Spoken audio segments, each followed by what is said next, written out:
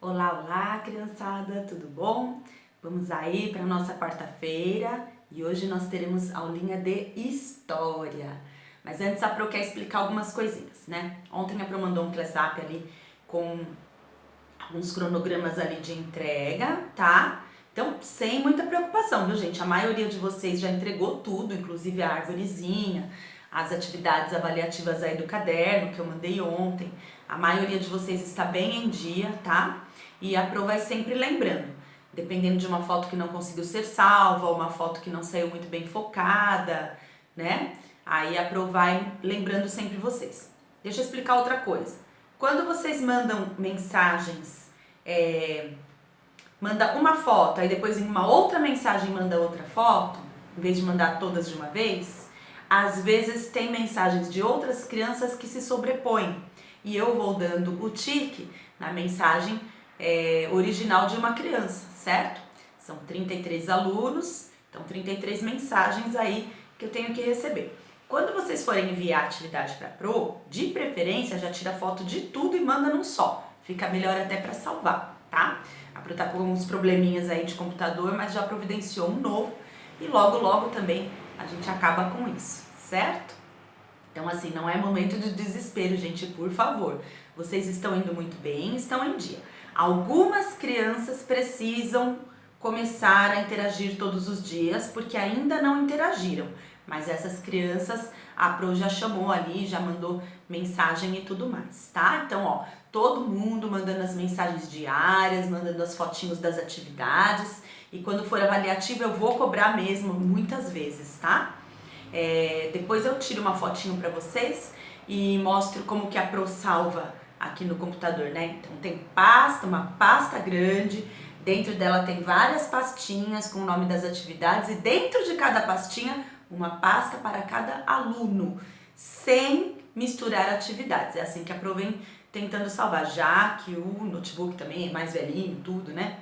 Ele tá lá com seus probleminhas, então eu procuro salvar da maneira mais separada possível, por atividade e por aluno, tá bom? Mas fiquem tranquilos, porque até agora quase que todos vocês estão com notas lá em cima. E claro que tem que estar mesmo, porque vocês são duas turmas, notas 10. Outra coisinha que eu quero lembrar. Lá na reuniãozinha que a Pro teve com as mães e com os pais no Zoom, né? Algumas mamães do quarto A estavam falando sobre os dias de aula de inglês, de educação física, de música. Então, o que a Pro fez? A Pro deu uma mudadinha aí nos horários de aula, né? Quando eu digo horário de aula, eu digo as matérias por dia. E a Pro também vai diminuir nesses dias que vocês têm muita atividade, tá? Os dias que tem inglês, música e educação física. Claro, de manhã tem os dias certos para essas atividades, de tarde são outros dias. Mas segunda, terça e quarta, vocês têm que saber que já são dias aí que vai menos atividades, justamente para que vocês possam se dedicar às outras matérias também, tá bom? Aí vocês têm 3 dias aí de folga para mandar os videozinhos do professor Cleiton, para fazer, né, o quarto A faz as liçõezinhas do professor Wellington, o quarto B faz as liçõezinhas da teacher Sheila, né, e também da professora de música, certo? Aí na quinta e na sexta é que vai ficar com um pouquinho mais de lição mesmo, que aí eu tenho que dar ciências, geografia, um pouco mais de matemática, um pouco mais de português, certo? Mas também seguindo aquele padrão, não vou aumentar a quantidade de lições não, tá? Seguindo o padrão que a gente já tem, eu só troquei os dias, tá? Então hoje vai só história. Por quê? Porque eu sei que as duas salas têm atividadezinhas avaliativas aí para poder terminar e entregar, certo? Na quarta-feira que vem, aí eu coloco um pouquinho mais de alguma coisa. Tudo bem? Vai ser assim então, tá? E a matéria de história de hoje fala do crescimento das cidades. A gente veio ali estudando, né, influência indígena, a gente já viu um pouquinho ali da descoberta do ouro, das pedras preciosas, e com tudo isso, nosso Brasil foi crescendo, foi povoando, né, foi expandindo, saindo do litoral, indo mais para o interior do Brasil, formando novos povoados, desses povoados vilas, dessas vilas cidades, né? é assim que eles faziam. Então tinha um povoado, poucas casinhas, alguma plantação, ali uma estruturazinha, pum, virava vila. Quando que virava vila? Quando já tinha ali algum comércio, quando tinha algo parecido com prefeituras e delegacias que nós temos hoje, né? Então um sisteminha de segurança, né? Ajeitavam ali algumas ruas, virava uma vila. Quando isso crescia demais, já começavam a surgir até mansões, né? Cidades ali tinham sempre as casas dos proprietários de terra. Então aí já virava uma zona urbana mesmo, forte, cheia de estruturas, tá? Aí que virava cidade. E então o livro ele deu ali uma caminhada longa até o século XIX. Esse livro ele assim, ele vai e vem, vai e vem. Então a gente estuda um pouquinho lá da colonização e parte para um outro lado também. Sem falar ainda das estruturas políticas, né? Colônia, império, república. Ainda não chegamos aí, mas vamos chegar com certeza, tá? Então é importante a gente estudar essa parte do crescimento das cidades, mas é importante a gente saber que o boom do crescimento mesmo das zonas urbanas veio no século XIX. Ai, Pro, mas aqui no Brasil, então só no século XIX que descobriram? Não. Na verdade, do século XVIII em diante, a Europa já estava mudando muito a sua mentalidade, né? Então houve ali revoluções que se chamavam Revolução Industrial, a Revolução Francesa, uma liberdade um pouquinho maior ali, até da religiosidade, né? Já tirando o foco só no catolicismo e as religiões protestantes já também começando a se erguer, propriamente dito, né? Tendo as suas igrejas ali mais espalhadas, né? E isso é muito bom, tá? Independente da religião de cada um, as pessoas têm que ter o direito de acreditar naquilo que desejam, naquilo que querem e seguir a religião que desejam, né? Então era ruim, era um pensamento ruim para a época dizer só essa é a que vale, né? Não. Ali já se começa a trabalhar a tolerância, né? Então não tinha muito não naquela época, né? Hoje nós vivemos todos bem, né? Na medida do possível, eu tenho muitos amigos ali, né? Não posso dizer da minha, que eu guardo a minha dentro do coração, mas eu tenho amigos de todas as religiões. Eu tenho amigos evangélicos, que vêm das igrejas protestantes lá, do início dos tempos. Eu tenho amigos católicos, eu tenho amigos espíritas, eu tenho amigos umbandistas, eu tenho amigos do candomblé, eu tenho amigos de todo tipo de religião. Eu tenho amigos que não têm nem religião, né? E a gente se dá bem, na medida do possível, todo mundo se respeitando. Então, coloquei esse gancho só para enfatizar que lá na Europa o pessoal já estava mudando muito a sua mentalidade, certo? E aí o que acontece? Qual era um erro grande que tinha? O europeu já tinha se ligado nisso e já tinha, cortado. Aqui no Brasil demorou demais.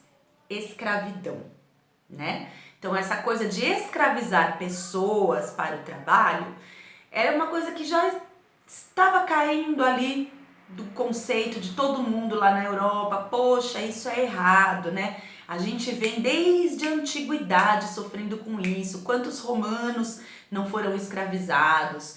Quantos povos aí de outras raças, de outros locais não foram escravizados, né? Porque a gente, quando começa a estudar a escravidão no Brasil, a gente pensa muito no afrodescendente, né? No africano que veio para o Brasil ser escravizado. Mas a gente não se dá conta de que a escravidão existe muito antes disso, tá? E que pessoas de várias crenças e de vários tons de pele foram infelizmente escravizados, porque essa não é uma prática correta em cultura nenhuma. Então lá, bem antigamente, o Brasil nem tinha os portugueses aqui ainda, eles nem tinham chegado aqui ainda, já se escravizavam famílias inteiras na Europa, né? Então, vamos supor assim, se a minha família devesse para a família do vizinho, o vizinho tinha o direito de simplesmente pegar o meu imóvel, vender tudo e colocar a mim e a minha família para trabalhar como escravos, sem receber nada, né? Trabalhando ali de sol a sol para servi-los. Era assim a mentalidade na antiguidade, né? Então, muitos povos, muitas raças sofreram com a escravidão. O africano sofreu demais. Por que o africano sofreu também no seu orgulho pessoal? O que acontecia? Já expliquei para vocês, já contei. Tinha ali as brigas entre as tribos, entre as cidades ali, invasões. Então, aquele grupo mais forte capturava o grupo tido como mais fraco e simplesmente vendia para os europeus, né? Aí os portugueses iam lá na África, compravam, traziam para cá em navios negreiros e vendiam para os senhores de terra aqui. Gente, que coisa, né? Como quem vende o quê? Um CD?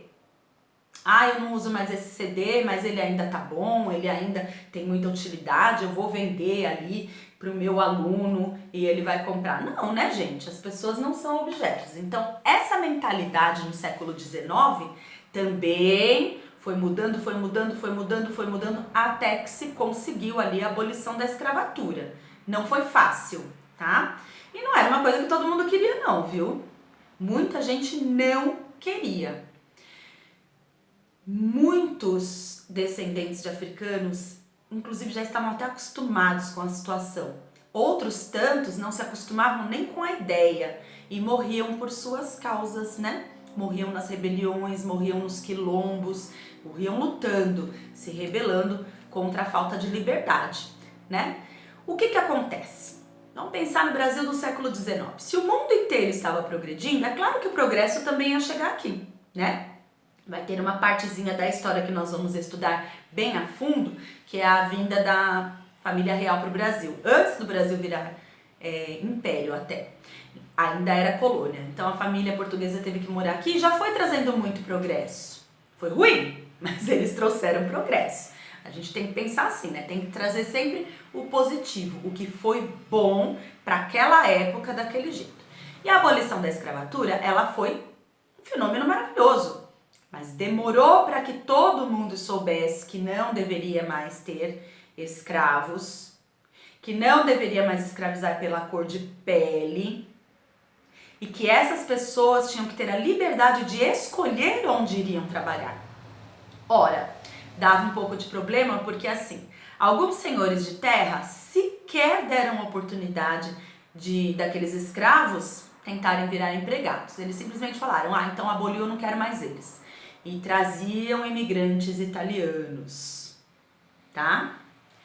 Muitos ex-escravos agora partiam para as cidades, mas chegavam nas cidades, eles também não tinham ali um recurso financeiro, um certo estudo, não sabiam fazer nada que não fosse plantar e colher, então sofriam também com isso. E a história, ela foi se modificando dessa forma. Com o surgimento das indústrias no Brasil, ali, muito fortemente no século XIX, comecinho do século XX, essa coisa foi mudando. Não que houvesse justiça social. Isso daí, até hoje a gente vê muita injustiça social, né? Mas estamos falando daquela época. Então, muita gente não queria empregar aquele ex-funcionário de fazenda, simplesmente porque era um ex-escravo. Aí, os imigrantes italianos vieram também, tá? Numa conversinha. Foram bem enganados por agentes de viagem e até por senhores de terras, cafeicultores, senhores de engenho. Foram muito enganados mesmo. Só que era um povo que falava assim, olha, eu simplesmente não trabalho aqui e pronto. Eles eram livres, né? Essa é a diferença. Então partiam para as cidades ali em busca de trabalho nas indústrias, trabalho no comércio, iam para outras regiões do Brasil tentar ali começar as suas próprias roças, né?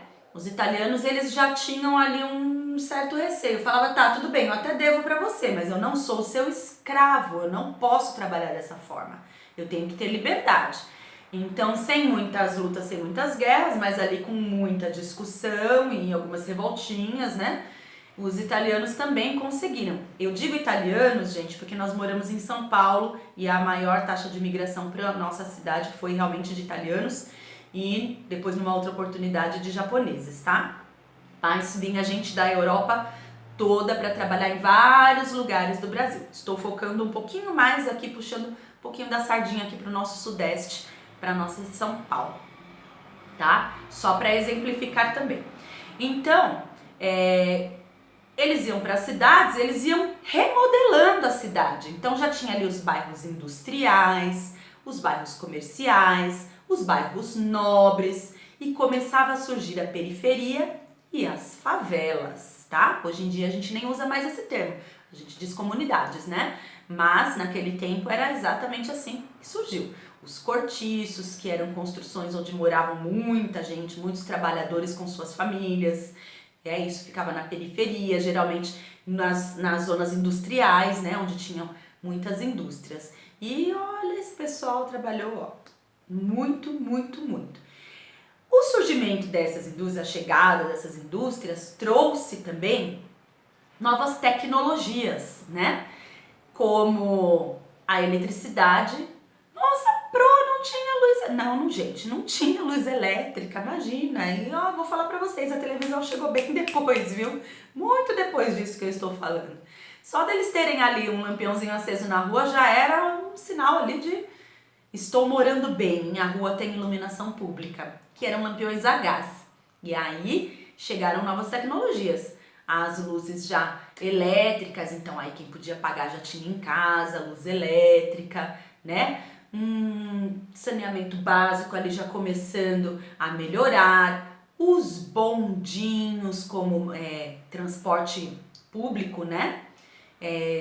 Precisava muito, porque precisava de um transporte que colocasse bastante gente ali para poder levar, né? Da casa até a indústria. Que hoje nós temos o metrô, nós temos trem, nós temos ônibus, temos vários, mas aí surgiram os bondes, né? Puxados a cavalo, depois os bondes elétricos, e assim as cidades foram crescendo, né? Olha que interessante aqui, ó, na página 268 e 269, tem a comparação desta avenida no Rio de Janeiro, tá? Que se chamava Avenida Central, e aqui Avenida Rio Branco, tá? Olha só. Aí o livro está perguntando aqui as semelhanças e diferenças, né? Diferenças nós vemos inúmeras. Só pela quantidade de veículos e pessoas já são diferenças enormes. Olha aqui o tanto de prédio, olha aqui os prédios menores. Quando a gente pede essa comparação, gente, nem tentem pensar, uma foto é preto e branco e a outra é colorida. É claro que aqui vai ser preto e branco, porque não existia ainda a foto colorida, tá? Então as cores a gente nem observa. A gente observa o movimento, tá? Semelhante mesmo, bom, ainda tem a avenida, acho que mais estreita aqui, né? E o mar ao fundo, aqui. A única coisa de semelhança, né? Que tem aqui, para vocês verem como o progresso mudou. Eu coloquei um linkzinho para vocês aí, opcional, vocês assistem se quiserem. É um videozinho do YouTube, com música até, mostrando fotos da cidade de São Paulo ali do início do século XX. E eu achei interessantíssimo as fotos que vão mostrando.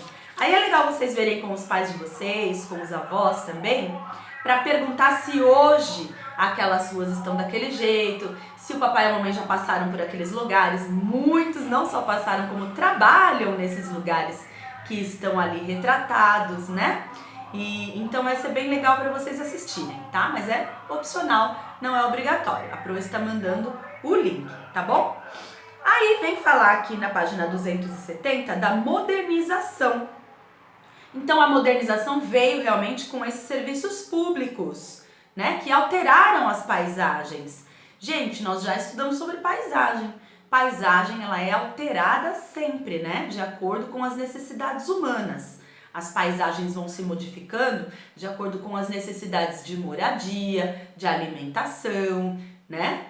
De trabalho. Então tudo vai se modificando. É claro que hoje nós precisamos pensar na alteração das paisagens com o máximo de sustentabilidade, né? Aproveitando e reconhecendo que o meio ambiente é importante. Nada de ficar devastando por devastar, né? Mas infelizmente, quando tem assim esse crescimento, surgimento de cidades, acaba se devastando muito mais, né? E eu já expliquei para vocês também que o ser humano ele só passou a ter uma consciência ambiental de alguns anos para cá, tá? Nem quando a Pro era criança não tinha assim muita consciência ambiental não, tá bom? Eu não era de jogar lixo na rua porque os meus avós me ensinaram assim. a não ficar jogando coisas na rua. Guardar o papelzinho de bala no bolso e jogar em casa. Mas era uma questão ali de família para família, tá? Não dá nem para chamar de educação. Ah, então fulano era mal educado. Não dá nem para chamar. Era uma mentalidade, tá bom? Então algumas famílias tinham uma mentalidade, outras famílias tinham outra mentalidade. Né? Eu fui criada desse jeito, não jogue coisas na rua, né? Mas muita gente não era, tomou a consciência depois, aprendendo na escola, conversando com professores, e aí sim se educando e reeducando, né? E olha só, a Pro nem é tão velha assim, né, gente? Aí aqui, ó, página 270, tem a foto, ó, esses eram os bondinhos, tá? Esses já elétricos, deixa eu ver aqui. Esses bondinhos já elétricos, tá? Mas tinha também aqueles que eram puxados a cavalo, certo? Então teve uma expansão ali entre o século XIX, fim do século XIX, começo do século XX. Surgimento das indústrias, o grande movimento de imigrantes europeus trabalhando nas cidades, né? Os descendentes de africanos já sendo libertados, a proibição da escravatura, tudo isso foi trazendo progresso e um pensamento melhor. Quem se envolvia muito nessas mudanças de pensamento, por incrível que pareça, eram filhos de gente muito poderosa, políticos, fazendeiros, que na época era tudo a mesma coisa, tá? Quem tinha ali todo o poder eram geralmente quem tinha muita terra. Os grandes latifundiários, donos de grandes terras, é que se envolviam politicamente, tá? Mas eles tinham o costume de mandar os filhos para estudar lá na Europa, que lá equivalia ao estudo. Aqui tinha faculdade, mas se eu tenho muito dinheiro, por que meu filho vai estudar aqui? Então mandava para a Europa. Esses filhos de gente muito rica, quando voltavam com uma outra mentalidade. Voltavam já pensando, poxa, se lá onde eu estava, 4, 5 anos estudando, já tem uma mentalidade de que não se deve escravizar ninguém, de que a gente precisa progredir, precisa investir nas indústrias, nos serviços, no comércio. Poxa, por que o lugar onde eu nasci tem que ter essa mentalidade tão pequenininha, né? E aí eles que foram bem responsáveis aí por alguns movimentos até. É claro que assim, gente privilegiada, com muito dinheiro, pouca coisa acontecia com eles, né? Na verdade, quem sofria mais eram as pessoas de renda mais baixa ou que eram descendentes de escravos. Esses sofriam mais, mas sofriam lutando, né? Sempre pela liberdade, pelo trabalho, para que tudo ficasse bem, né? E então aí agora eu quero lembrar com vocês aí um ponto bem importante, tá? Até para as próximas aulas, certo? A parte mais importante da história para vocês agora, para entender até esse segundo bimestre, é o quê? Como é que o nosso país foi povoado, tá? Então, primeiro, já viviam aqui os indígenas. Portugueses chegaram aqui e tomaram posse da terra para si, como colônia de Portugal, certo? Outros europeus também exploraram, mas povoamento, indígenas, portugueses, europeus, tá? Depois, esses portugueses trouxeram os africanos para trabalhar as terras, trabalhar nas cidades como escravos. Esses escravos foram libertos e aí vieram os imigrantes, tá? Italianos, holandeses e de outras nacionalidades. Muito mais, né? Nessa época, a grande quantidade de imigrantes veio da Itália, que estava passando por recessões muito bravas, tá? Então, esses 4 povos deram origem, ó, a nós. Dá uma perguntadinha aí para a família de vocês. Tenta ver a mistura. Eu tenho mistura de portugueses, de indígenas, de africanos e de italianos. Eu tenho, né? Colocando por todos os lados, né? Considerando meu pai, minha mãe, meus avós maternos, meus avós paternos e os antepassados deles, né? No meu sangue tem toda essa mistura. É muito interessante a gente saber, viu? É claro que assim, a minha descendência maior é portuguesa e africana, né? Mas eu tenho outras descendências também aí dentro de mim, né? Muito interessante. O nosso país é um país miscigenado, é um país de muitas raças que conviveram, casaram e frutificaram entre si, tá? Então, já que estamos aí numa semaninha, eu sei que todo mundo tá acompanhando na internet, estamos aí novamente aí numa conscientização sobre raças, tons de pele, preconceito. Muito importante, eu não poderia terminar essa aulinha hoje sem dizer para vocês que preconceito, principalmente aqui no Brasil, ó, é coisa de gente lelé, viu? Porque nós somos todos misturados e muito misturados e muito lindos. Tem mais essa, né? O nosso povo é um povo muito lindo e vocês são muito mais, porque vocês estão aprendendo que vocês devem crescer para deixar um mundo muito melhor para todos nós. E essas duas turminhas que eu tenho, quarto A e quarto B, eu boto a maior fé. Principalmente agora que eu tenho mais contato com as famílias de vocês, não é só em reuniões bimestrais, né? A gente vem se falando bastante pelo WhatsApp. Estou conhecendo cada um de vocês muito melhor e eu fico muito feliz e eu tenho muito orgulho de dizer que as minhas duas turminhas e todas as famílias são, ó, nota 10. Daqui a pouquinho a gente tem quiz no WhatsApp, tá? Preparou aí com o maior carinho. Não é uma coisa muito longa, não é demorado. É um jogo, é uma brincadeira. Então tenham em mãos aí uma folha de papel e canetinha, tá? Canetinha preta, de preferência. Uma folhinha de papel aí, canetinha preta. Pode ser folha de caderno, pode ser folha de sulfite, qualquer folha. E canetinha, pra gente poder brincar bastante aí no nosso quiz de história, tá bom? Um beijo, amo vocês!